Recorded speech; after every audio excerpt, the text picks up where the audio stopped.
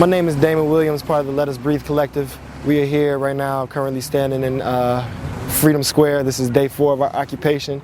We are here standing for love, fighting for freedom, and building community. We are across the street from the building known as Homan Square, where torture and illegal detention has been happening for decades to thousands of black people. And we believe that that building should not exist, and that the resources that are operating that building are reinvested back into this community, as we believe that in this nation and in this city, we should be divesting from police systems and investing into the institutions and programs that actually keep our communities and our societies safe.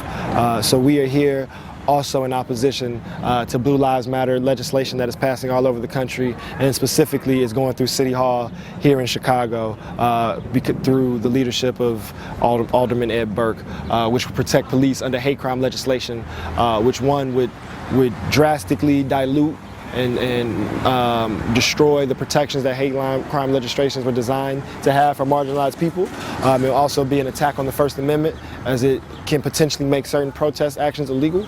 And will give police more power and more protection that they don't need, as they are already abusing the destructive and violent authority that they have in one-on-one engagements with people as they're pulling people over. So we believe, and we will stay here until that law is rescinded, especially stay here throughout the rest of the summer and continue to engage the community. We're giving out free food, giving out free books. We will soon begin giving out free clothes again, as we've been doing throughout the year through our free store, as well as creating programming, having open mics and community town halls and forums, and just, having a good time, cooking with each other, enjoying music, dancing, and loving on our kids. So it's been a really great 4 days, but we're just getting started and we're really just building.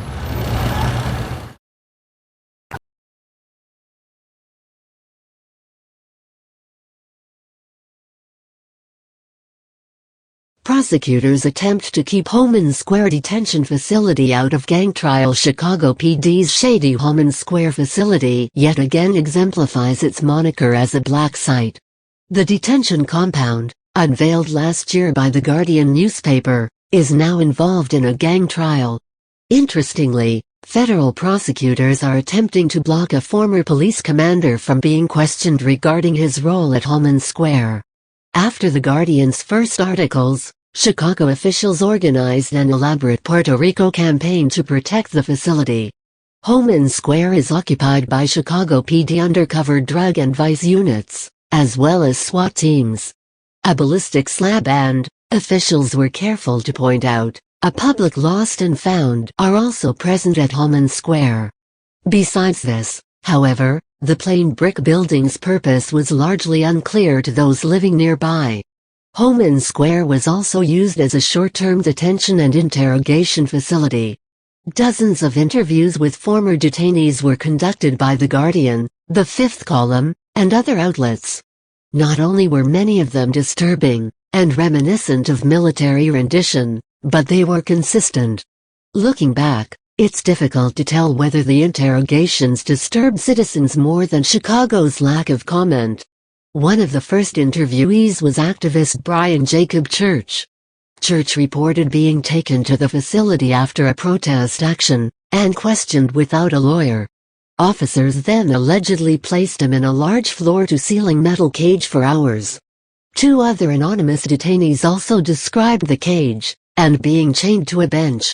Another man, 31-year-old Brock Terry, was allegedly arrested with 5½ pounds of cannabis. Upon being taken to Homan Square, Terry was denied a lawyer, and wasn't booked.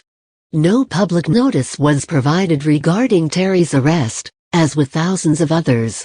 "I sat in place for 3 days, he recalled, no talking, no calls to nobody." After the ordeal, Terry was properly booked and processed at another station. 2 other detainees, Corey Wright and DeAndre Hutcherson, were arrested in 2005. They reported being tied in crucifix-like positions, echoing pictures which leaked from Iraq's Abu Ghraib prison. Hutcherson reported being punched in the face by officers, stepping on his groin like he was putting out a cigarette. During Wright's interrogation, officers asked questions regarding murders and weapons. As a means to get information, they turned up the temperature while he was zip-tied. Temperature torture also happens to be on the military and CIA's list of interrogation methods. Many others consistently reported seeing military-style vehicles in the facility. Lawyers who attempt to locate their clients are given the runaround and denied entry. One, who was able to get inside, reported passing by a room officers called the wire room. One detainee, Jose Gonzalez, was essentially abducted from his home by undercover officers and disappeared for days.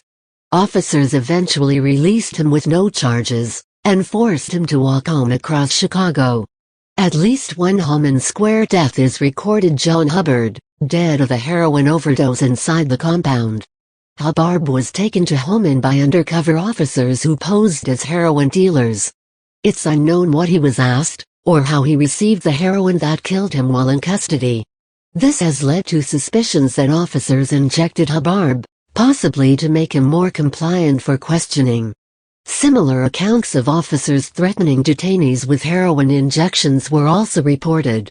Protests and calls for a DOJ review by residents and city officials followed the Guardian's extensive coverage of Homan. Homan Square's disclosure coincided with a police commander resigning from the force. That commander, Nicholas Rohde, was also called to the stand during this most recent gang trial. Prosecutors, the Chicago Sun-Times reports, hope to incarcerate 6 members of the Hobos. Officials say Hobos are a blood-happy collective which held down Chicago's streets from 2004 to 2013. Commander Rohde's knowledge of gang activity, prosecutors say, is highly relevant to the case. Defense lawyers find Homan Square, which has a stated role in gang operations, just as relevant. Federal prosecutors disagree, and are now attempting to block questions on the facility from the courtroom. Assistant U.S. Attorney Timothy Storino, a prosecutor, feels connecting Rohde to Homan is tenuous at best. Rohde commanded a unit based at Homan, and retired shortly before a lawsuit against the square was filed.